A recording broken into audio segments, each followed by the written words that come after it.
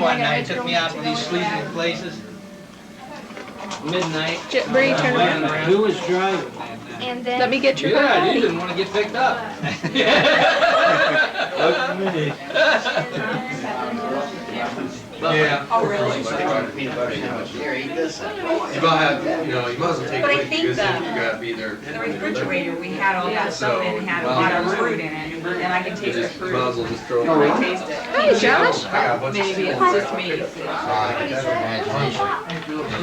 Probably. Hi, buddy. I see your sweatshirt.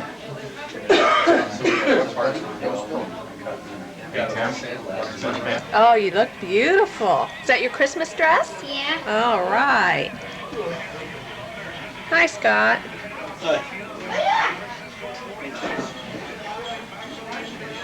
You want a picture of my shoes? Are they new? Last year. Oh, they are cute. Huh, you look nice. I noticed the bells. Shake your head so they ring. Red need, I'll get it. I'll grab it, Kim. Thanks. Hi, Melissa.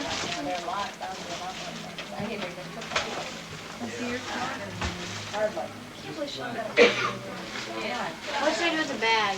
Side view. Cool.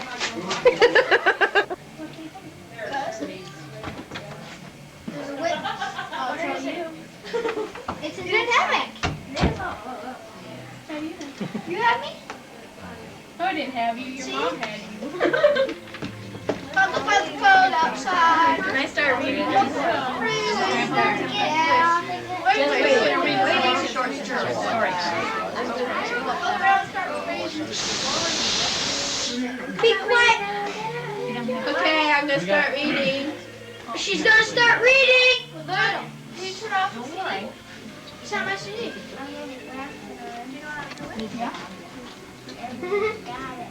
You know how to do it, Luke? Speak, Jeff. Careful. Okay. This story is called Waiting for Christmas by Elizabeth English.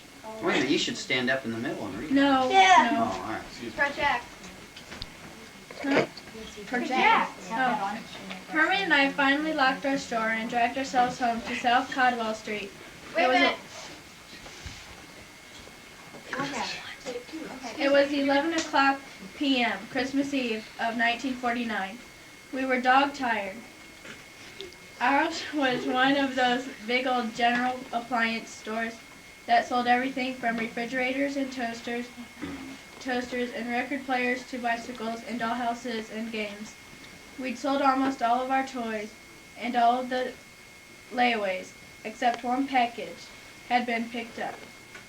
Usually Herman and I kept the store open until everything had been picked up. We knew we wouldn't have waked up very happy on Christmas morning, knowing that some little child's gift was back on the layaway shelf. But the person who had put $1 down on that package never appeared. Early Christmas morning, our 12-year-old son Tom and Herman and I were out under the tree opening up gifts. But I'll tell you, there was something very humdrum about this Christmas. Tom was growing up.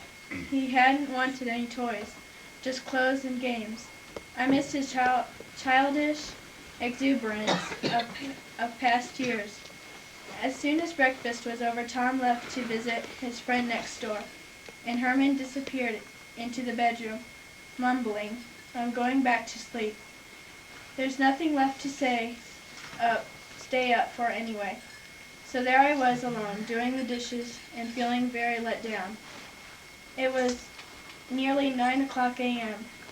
The sleet mixed with snow cut and air outside. The wind rattled our windows, and I felt grateful for the warmth of the apartment. Sure glad I don't have to go out on a day like today, I thought to myself, picking up the wrappings and ribbons strewn around the living room. And then it began. Some things I'd never experienced before. A strange, persistent urge go to the store, it seemed to say. I looked at the icy sidewalk outside. That's crazy, I said to myself. I tried dismissing the thought, but it wouldn't leave me alone. Go to the store. Well, I wasn't going to go. I'd never gone to the store on Christmas Day in all the 10 years we'd owned it. No one opened shop on that day. There wasn't any reason to go. I didn't want to, and I wasn't going to. For an hour I fought that strange feeling. Finally, I couldn't stand it any longer, and I got dressed. Herman, I said, feeling silly, I think I'll walk down to the store. Herman woke up with a start. Whatever for? What are you going to do there? Oh, I don't know, I replied lamely. There's not much to do here. I just think I'll wander down. He urged against a little, but I told him that I'd be back soon. Well, go on, he grumped. But I don't see any reason for it. I put on my gray wool coat and gray tam on my head, then my galoshes and my red scarf and gloves. Once outside, none of those garments seemed to help. The wind cut right through me, and the sleet stung my cheeks. I groped my way along the mile down to 117 East Park Avenue, slipping and sliding all the way. I shivered and tucked my hands inside the pockets to keep them from freezing. I felt ridiculous. I had no business being out in that third chill. There was the store just ahead. The sign announced radio electronic sales and service, and the big glass window jutted out onto the sidewalk. But what in the world? I wondered. In front of the store stood two little boys huddled together, one about 9 and the other 6. Here she comes, yelled the older one. He had his arm around the younger. See, I told you she would come, he said jubilantly. They were little black children, and they were half frozen. The younger one's face was wet with tears, but when he saw me, his eyes opened wide, and his sobbing stopped. What are you two children doing out here in this freezing rain? I scolded, hurrying them into the store and turning up the heat. You should be at home on a day like this. They were poorly dressed and had no hats or gloves, and their shoes barely held together. I rubbed their small icy hands and got them up close to the heater. We've been waiting for you, replied the older. They had been standing outside since 9 o'clock a.m., the time I normally open the store. Why were you waiting for me? I asked, astonished. My little brother Jimmy didn't get any Christmas. He touched Jimmy's shoulder. I went to buy some skates. That's what he wants. We have these $3. See, Miss Lady, he said, pulling the money from his pocket. I looked at the dollars in his hand. I looked at their expectant faces, and then I looked around the store.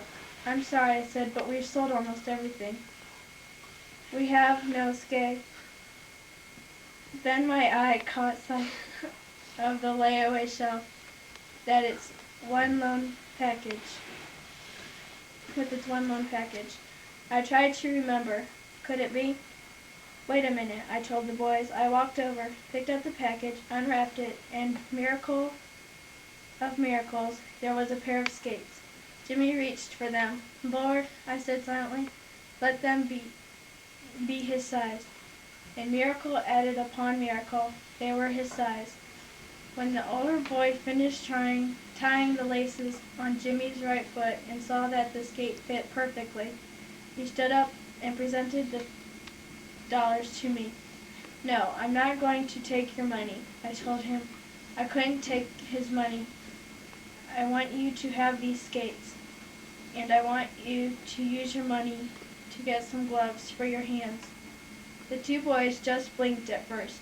Then their eyes became like saucers, and their grins stretched wide. When they understood I was giving them the skates, that I didn't want their $3. What I saw in Jimmy's eyes was like a blessing. It was pure joy, and it was beautiful. My low spirits rose. After the children had warmed up, I turned down the heater, and we walked out together. As I locked the door, I turned to the older brother and said, "How lucky that I happened to come along when I did. If you'd stood there much longer, you'd have frozen." But how did you boys know I would come? I wasn't prepared for his reply. His gaze was steady, and he answered me softly. "I knew you would come," he said. "I asked Jesus to send you." The tingles in my spine weren't from the cold. I knew God had planned this. As we waved goodbye, I turned home to a brighter Christmas than I had left. Tom brought his friend over to our house. Herman got out of bed. His father, Papa, English, and his sister Ella came by. We had a wonderful dinner and a wonderful time. But the one thing that made the Christmas truly wonderful was one thing that makes every Christmas wonderful. Jesus was there. That would be nice. Okay, so that, Do you want more? Yes, you have. Can you sit right here? Excuse me. Scott, get in there. That would be nice, Scott, if you were in that too. He's not a grandchild.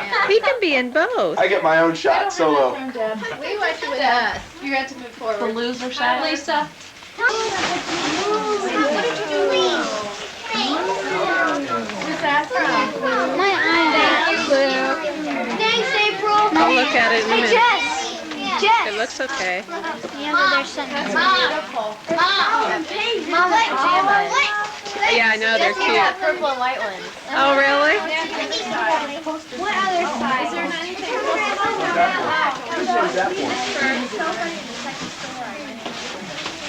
This is the one we're excited.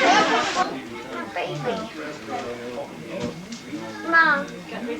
Mom. That's what they most of the room. Mom. This will probably fit Jake. Probably. Here's an envelope for you. That's for my goose. Whose outside. clothes is I that? buy her Did you clothes. get that basket? You guys will have to do it. Yeah. There's a lot of all right, let's have a demonstration. I know boots do black leather. Black leather was not on here.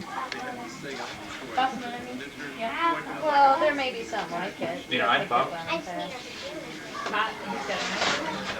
Romeo's on.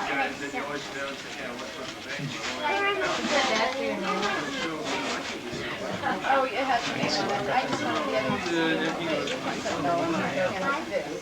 That's bad for your nails.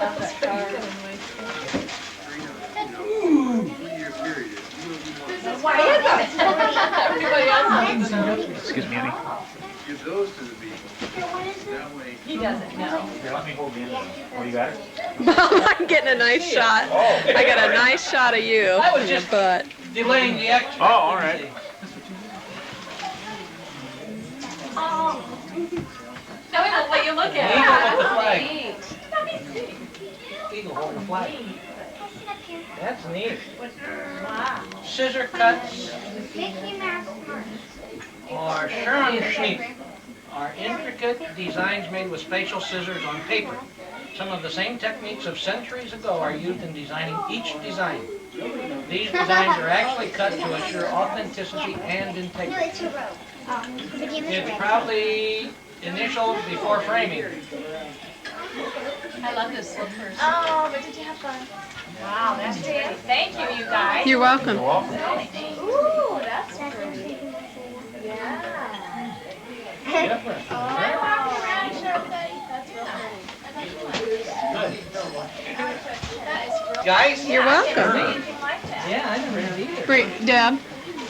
Well, there's more. Hold on, right there. Hold it right there. Wow. Yeah, let me see if I can get that America to Bow in her show. hair. We got that. Nothing there.